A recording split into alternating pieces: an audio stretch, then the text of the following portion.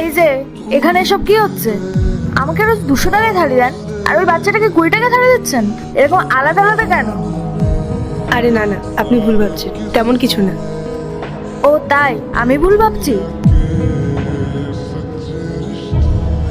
আর এসব কি? আর কখনো 200, কখনো 20, আর আজ তো আমি খেয়াল করলাম যে ওই বাচ্চাটাকে আপনি 20 টাকায় থালি দিয়ে দেন, আর এদিকে আমার থেকে 200 টাকা নেন। এরকম কেন করেন আপনি?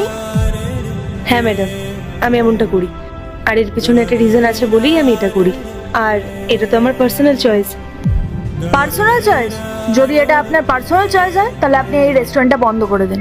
কারণ আপনি এটা খুব ভালো করেই জানেন যে রেস্টুরেন্টে খাবারের দাম সবার জন্যই সমান হয়, কোনো ভেদাভেদ হয় না।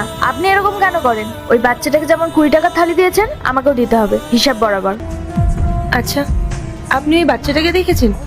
ওই বাচ্চার পরিস্থিতিটা দেখেছেন? ওই বাচ্চাটার কাছে পর্যাপ্ত টাকাটুকুও নেই।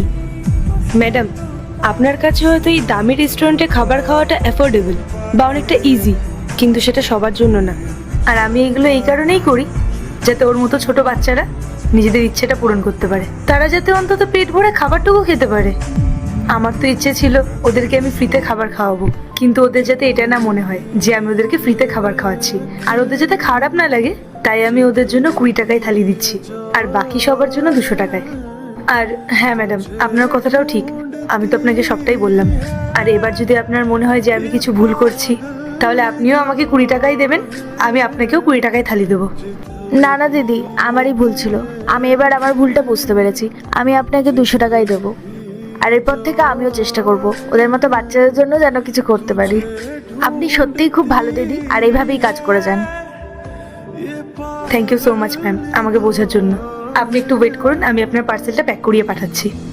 ঠিক আছে।